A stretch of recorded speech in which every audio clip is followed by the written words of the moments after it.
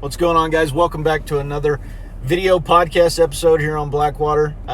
You guys are awesome. We reached a thousand subscribers. I appreciate that more than you guys will ever know. That was a goal of ours. Now we have to set a new goal and continue to push. I've not been doing a good job on the YouTube videos lately because Blackwater has been so busy running hunts and just having a good time with our clients and doing that kind of stuff. And then we've also, as most of you that follow along know, we've also launched Megalo, which is our deer feed and attractant product that has just been awesome. Our testing phase has gone so well. The product's been fantastic. We're super excited about that, and we're getting very close to being able to sell that to the public. So we hope you guys will jump on board with us on that and check that product out, and even get it for yourself once it comes out and try it out in your area and let us know how it goes. Some new things that have happened. Like I said, I haven't been doing a good job doing these videos. I enjoy doing this talking type video. It's a lot easier for me to edit because I just have to put it in there and upload it. And doing the actual hunting videos has just become such a strain on Jancy and myself to try to be able to put those together amongst all the other stuff that we're doing at the same time. However, we are bringing on another guy. His name's Justin. Hopefully he'll be able to start soon. He's already got a full schedule right now with what he was doing prior to talking with us, but the guy is phenomenal, and so he's going to actually come on and be able to produce and edit and help upload these videos for us. He's a fantastic videographer and editor, and so Jancy and I have so many trips planned for the remainder of this year and on into 2021 with some nail guy stuff, and archery, mule deer in Arizona in January. We're going to do some elk stuff next year. We've talked about even going way up north and trying to get on a blacktail. So just a bunch of cool stuff in the works that we're going to get to, and we're extremely excited about that. But nevertheless, we are still going to do this video today. And the video today, or the video podcast today, I don't even know what to call it, is going to be on the topic of ethical hunting. And this has been brought to my attention simply because, it's always been, in the back of my mind, because as hunters we deal with this, tit for tat, back and forth all the time, between each other and between anti-hunters and the whole 9 yards. But the subject is kind of heated me up here lately because we had a really cool thing happen the other day. We had some clients in hunting. They were hunting all different kind of stuff. One guy in particular was hunting an axis deer, and there's an area on the ranch. I knew there was some axis deer in that area. It's super thick. Super thick. There's no way that you can really spot and stalk and get a good shot in there. I've tried it 100 times. It's one of the best places on that ranch for us to go find sheds, because it's just so thick in there that the axis deer, they love the thick portions, especially during the summer after they've been running, or in the winter when it gets really cold. They can get in that thick stuff and warm up, or they can get in there in the summer and hide and cool down without being pressured. But it's so thick that when they walk around in there during the point of time where they're actually dropping their antlers, that they bang them on stuff and they fall down. And so it's a great place for us to go walk through and find sheds, and we see so many sheds there. We find so many sheds in there. We see so many axis deer in there. I just knew that would be a good spot. However, there's no blind in there, there's no feeder in there's nothing like that in there. So it was gonna kind of be where do you set up, how do they travel, this, that, and the other. We got on Onyx maps, which Jancy and I have used forever, and we found a little pocket in that area. I'm talking the area is probably there's probably 250 to 300 acres in there, and it's just solid thick brush. But we found an area not too far into it that was, I don't know, maybe an acre and a half of an opening that would spit back out into kind of a travel corridor type situation. And so we set a guy in there with a chair, just set him in the brush. His name was Kyle, awesome dude. We set him in the brush with a chair, and we poured some Megalo out. All right, and we just put some Megalo in a 5-gallon bucket and took it out there and poured it out for him about 120 yards away from him. Or Jancy did, I should say. I shouldn't say we. Jancy did this. And Cal came back and told us that within 20 minutes, or within 30 minutes, within 30 minutes, the axis were just beelining to the megalo, right? That was exciting for me. I've put 20 years of research into this stuff to try to build the perfect product that would work in any season and be able to bring stuff in. And you have to remember that my job, as a job, it's my responsibility that in 2.5 days, most of the time, we're required as a company to put people on quality trophy type animals within 2 to 3 days. All right. And sometimes that's tough to do, especially when you have as many people hunting as we have throughout the company. You do get into situations where you've got back-to-back hunts going on, or you have pressured animals, or whatever it is, and you have to become creative and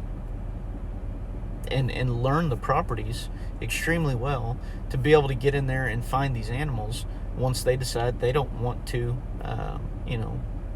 participate anymore as far as coming out to normal areas and being hunted from box blinds or whatever that may be. And so with those deer coming out within 30 minutes, I was like, man, this is awesome. You know what I mean? There's no feeder around there. It's the first time that product's been put in as an application out there in that area. And within 30 minutes, he had a herd of what he said was like 15 axis deer that came in with one really nice buck. And he said they just all kind of fought and milled around in there. And then, within 10 minutes of them being in there, some aoudad tried to come in, and they kind of fought back and forth with the aoudad. The axis deer and the aoudad, after kind of fighting amongst themselves, wandered off. 10 minutes later, the buck decided he was going to come back in and get him some more megalo, what little bit was left. And that is when Kyle was presented a shot opportunity and killed just a great axis buck, really nice axis buck. He was well over 30 inches and just had a really good shape, and it was a cool experience for all of us. It was a great experience for Kyle. It was really exciting for me to know that the effort I'd put in to this product, which I'm not saying that's the first time that's happened, but in that situation where nothing in that area has ever seen, smelled, anything like that for that product before, and you're in a really, really tight, high alert area that the animals know if something comes in there that something is up. It was really cool for me to know that something we had worked on and created was able to work in that manner and allow one of our clients to take a beautiful trophy and get some awesome meat and a nice mount for his wall to take home with him. And so, long story short, or long, I guess I should say, because I am a long-winded person, posted a picture of that on the Megalo page, sent it out there for the Facebook world to see, and have got some really great comments. I've got a lot of people that have sent in us messages wanting the product, and that's awesome because it's coming soon. But it also got a lot of hate, which is understandable from the anti-hunting side, right? If you've ever dealt with people that are anti-hunting, you understand that 9 times out of 10 they have no idea what they're talking about. You know what I mean? Like they don't understand what we do, why we do it. It's all about how, I had a lady that teaches preschool yesterday tell me that she wishes the deer would have killed me. She didn't know it wasn't me in the picture, but she wishes the deer would have killed me. And I thought, man, I wonder if the preschool that you teach at understands that you have like murderous feelings towards other humans, and they allow you to work with babies up to 5 years old. I wonder if the parents of those kids appreciate that somebody that feels other humans should die, be murdered over hunting. I wonder if the parents feel that's cool for their kids to be up there getting impressioned upon by you. And there was a lot of other stuff, how stupid we were, and I mean, a lot of people wish I would die when it comes to hunting situations. And that's fine, whatever, you know what I mean? They don't understand, so that's kind of, it's kind of like arguing with an idiot. And I do get myself caught up in it sometimes, a lot of times just for fun, because I enjoy seeing the responses. But what irked me a little bit was the amount of people that hunt that got on there and absolutely bashed us for being unethical. Okay, a lot of the comments were how baiting was illegal, which I will say this right now. Okay, 37 out of the 50 states in the United States of America allow baiting in some form or fashion. Okay, so that's 74% of the states allow you to bait in some form or fashion. Some allow you to hunt over bait. Some allow you to bait up until hunting season starts. Some allow you to, bait, but you have to be a certain amount of yards away or feet away or miles away, I guess, from the bait. Some allow you to bait in order to, check your trail cameras or see what's in the area. And then there's, a few states that don't allow you to bait at all. But 74% of the United States allow you to bait in some form or fashion. So in any of those states, it is not illegal. However, there were quite a few people that were telling me how unethical we were for doing this. And that got me to thinking, how do you determine ethics when it comes to hunting?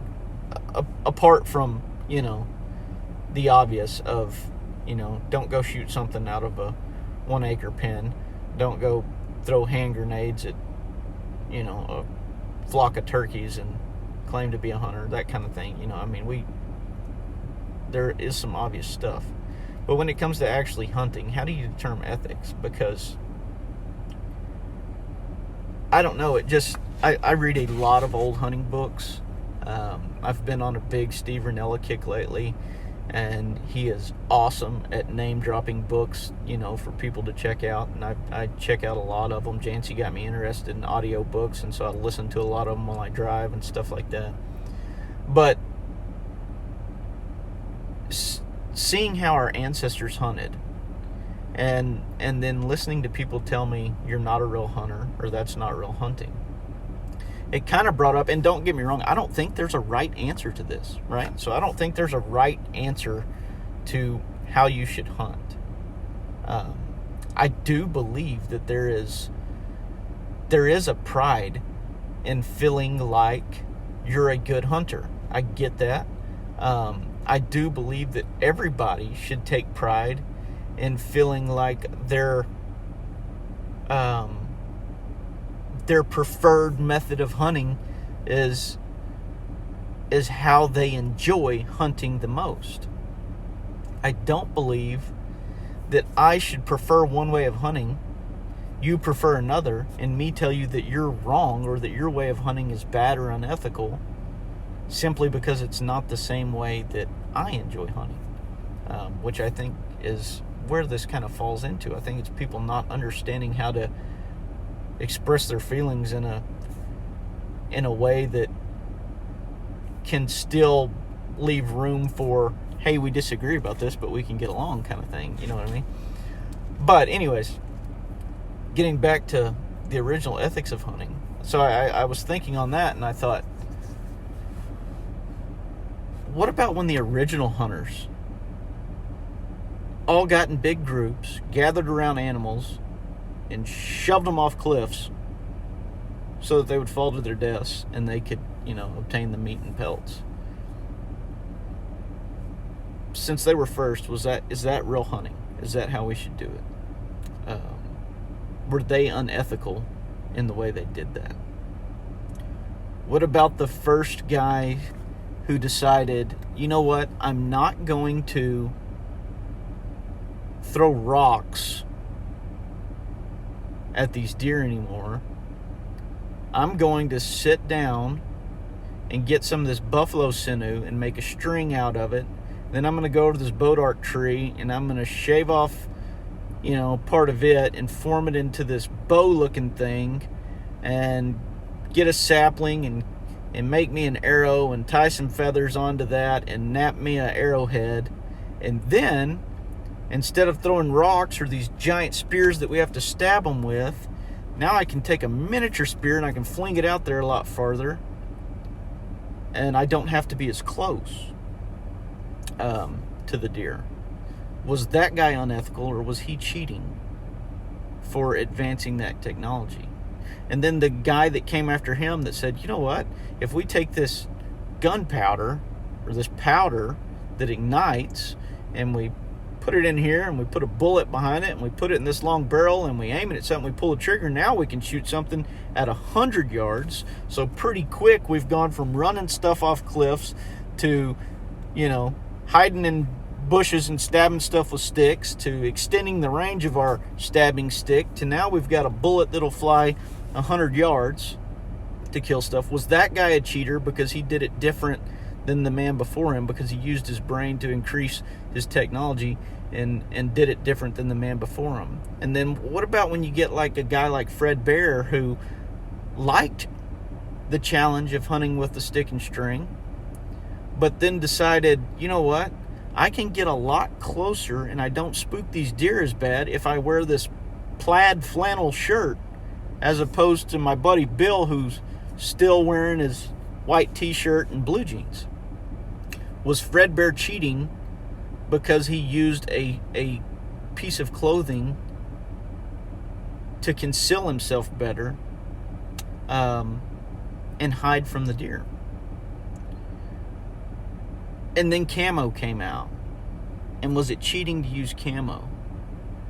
And then I think about stuff like turkey calling or elk hunting, right? Is it cheating that while elk are rutting, or while turkeys are in the spring and mating season, that we go out and use our vocals, actually not even our we use a piece of equipment alongside our vocals to deflect our voice in a manner that sounds like a bull that wants to fight, or a cow that wants to breed, or a hen that wants to breed, or another Tom or a Jake that wants to fight, and we use those to entice the animal that we want to harvest to come in close enough for us to be able to do that. Is that cheating because we have just got into their vocal range and tricked them into believing we were one of them? Is that Is that ethical? Is that cheating?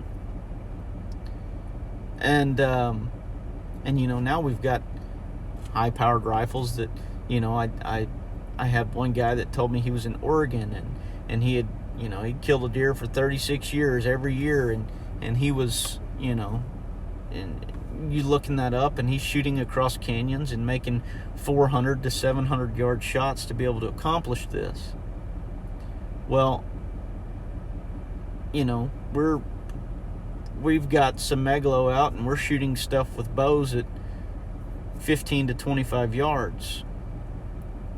Is it any more cheating that we're able to get that close and do that with a bow than it is that this deer's walking along a hillside 600, 700 yards away from you, and you use a high-powered rifle with great optics to knock him down at 600 to 700 yards? Which one of those is more of a cheat or more unethical in your standards when it comes to something like that? And so it kind of baffled me to think that we spend a lot of time putting ourselves on pedestals as hunters for what we're able to do, when in all reality we can't see the forest for the trees, because we've got that plank in our eye, and we're trying to pick a speck out of somebody else's. But and it goes the entire range. You could go from high fence operation to wilderness style hunting with a guide, to using horses, to using ATVs, to UTVs,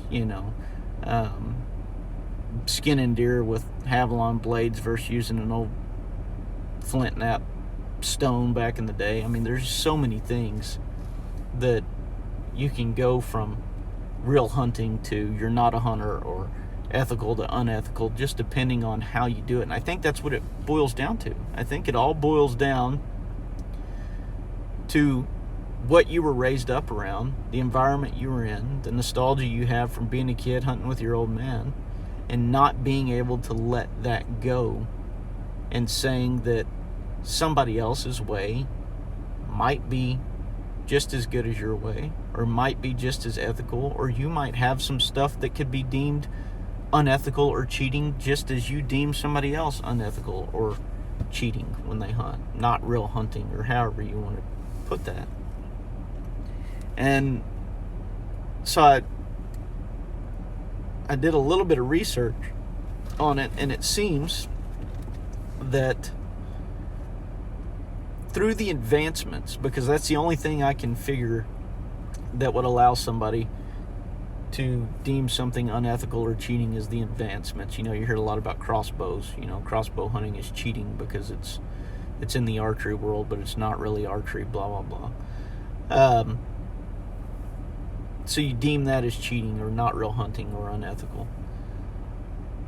But it's through those advancements that the United States of America now has an industry that falls somewhere every year between the range of $25 and $35 billion spent on hunting and hunting equipment in the United States. And that money has allowed us to be able to put so much back in to hunting and conservation that we're now at a level that we have more wildlife, healthier wildlife, and better hunting opportunities than ever in the history of the United States. Yet we spend all that time trying to say that our fellow hunter is doing it wrong. And it just got me thinking that, you know, we've got guys that are super passionate, right? Because most people that are really passionate about hunting are A-type personalities. So you have a lot of these super passionate people, men and women, who love what they do, right? A lot of times feel like the way they do it's better than the way that their neighbor does it, which is fine. Like I said, it's fine to have pride in yourself or the way you do things. There's nothing wrong with that at all. It makes everybody around you greater if they're willing to compete with you. But we have all that, right? And then we have all these anti-hunters that we're constantly at battle with, who they honestly can't see the forest for the trees because they cannot see the amount of strides made by wildlife in the United States of America due to the funding of hunting and the conservation that we put in to the pastime that we care about so much. So they can't see that. All they see is evil, murderous humans that all need to die, right? I mean, they really wish death upon hunters. But we constantly are fighting with them, right? So if we've got 100%, goal on making better hunting and better hunting opportunities and healthier animals and larger animals and yada, yada, yada. But we have to take X amount of that and put it towards the fight of the PETA people. Or I shouldn't even say the PETA people, just anti-hunters in general. And then we have to put X amount of fight towards people that, maybe aren't anti-hunting, but,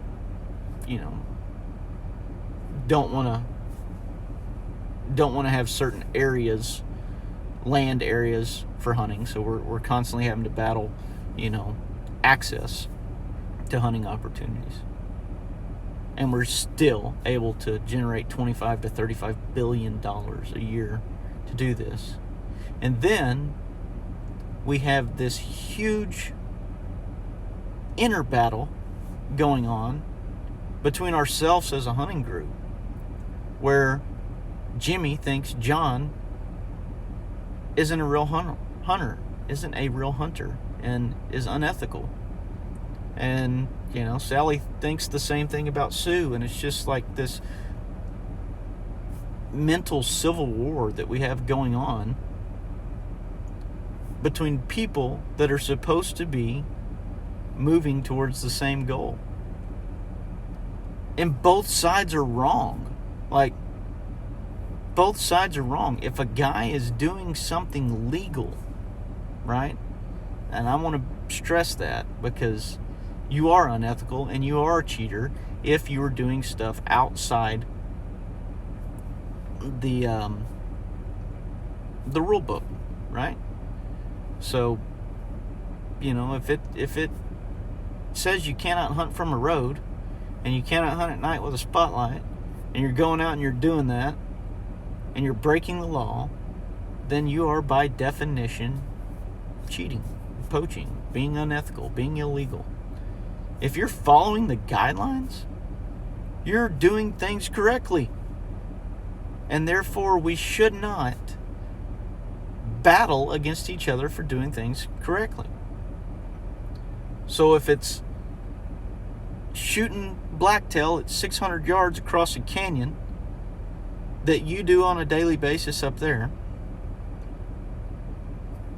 that is awesome. And if it's flinging arrows at axis deer that are eating a pile of megalo at 20 yards, and that's legal for me to do down here, that's awesome. And one day we should meet up and swap, and you do it down here at my place, and I'll go up there and do it at your place, and then we'll get to experience the difference between the two, and neither one of them are wrong.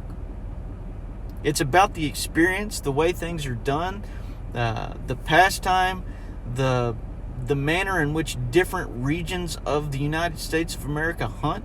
It should be something that we are excited to experience, a new way of doing something in the pastime that we love so much. But yet we are so dead set on just trying to say that our way is the right way and the only way, and everybody else is not a real hunter and is unethical and is cheating. And like I said, there's no end point to this topic. It's just something I wanted to discuss, and I hope you guys will get on here and leave comments and discuss it back with me. But the final point that I would like to make on this is, imagine a United States where every state had the exact same species and you could only hunt the exact same way. Imagine how boring that would be to know that no matter where you go inside the great United States of America, everything has to be done the exact same way. How bad would that be? I personally think that would suck horribly, because I have dreams of being able to go up to Oregon and chase those blacktail the way they do, and go to Arizona here in January and try it for the first time, taking my bow, going to an unknown place and trying to get on a big mule deer, and going to Wyoming or Colorado and trying to get on these elk, and going to Idaho and just seeing these areas and how different they are than what I have here in Texas, and how cool it will be to be out of my element, to take advice from locals that know what they're doing in their area, and me try to apply their advice to my hunting trip and see if I can be successful with the knowledge I have from hunting down here and the advice that I'm getting from locals in their area, and put that all together and be successful in something that I love doing. I think that is one of the most awesome things about our pastime, is that we can experience what we love doing in so many different ways. And I really hope that people will start looking at things like baiting or crossbows or long-range rifles or shotgun hunting or muzzleloader hunting or, early archery season or whatever it is that you hate so much, I really hope that people will start looking at that and going, you know what? It's just a different experience, and open their minds to the point of maybe not even wanting to try it, but just accepting that it's legal, it's okay to do it. That's how people do it out there. This is how we do it over here. And one day, possibly one day, going, you know what? I think I would like to go experience that. I don't even know if I'll like it, but I think I would like to go experience that and just see how it's done down there, see the culture, see the way that they make things work and how their puzzle pieces fit together to be successful in that area. Possibly take that knowledge back to where I am and see if I can mix any of that in. But altogether, just being able to gain more knowledge about the sport we love so much and be open to seeing the different experiences and the different cultures and how they participate in our same pastime differently than what someone like myself does. That's, I think, what we should be open to. I think when we do that, we'll be able to not argue as much and start to possibly even appreciate each other more in their way of doing things, or in our way of doing things. But like I said, I don't think there's an end to this, and there's definitely not. The point of this is that there is not a right or wrong way to do something as long as it's legal. But I would love to hear you guys' opinions on if you think I'm correct on this, if you see my point of how things have progressed over time and how, some things that were done back then would be considered cheating right now, and yet we continuously try to revert back to that or point out that that's not how the people did it back then, so we're not real hunters now. However, you don't see a bunch of guys getting on horseback right now and running whitetail off the cliffs out in, over the Nueces River and falling to their deaths and going down there and collecting their whitetail. So, you know what I mean? I think we just have to be able to look at that, and I would love to get some opinions from you guys on what you think about that, how you think it goes, and what your ideas are on other areas of the United States and experiencing that culture and how they put things together, and if it's something that we could eventually come together on and discontinue the argument over who's a hunter and who's not a hunter. Anyways, it's been a while. I got long-winded. I love talking to you guys. I hope to see some response from you guys. If you get a chance, leave a comment down below. I guarantee you that I will respond to that comment. If you have any other topics you want to hear discussed, just drop them down below as well, and I will get on that as soon as I can. Thank you again for 1,000. Thank you guys for all the support you've given for Blackwater and for the new product in Megalo, and we will catch you here next time.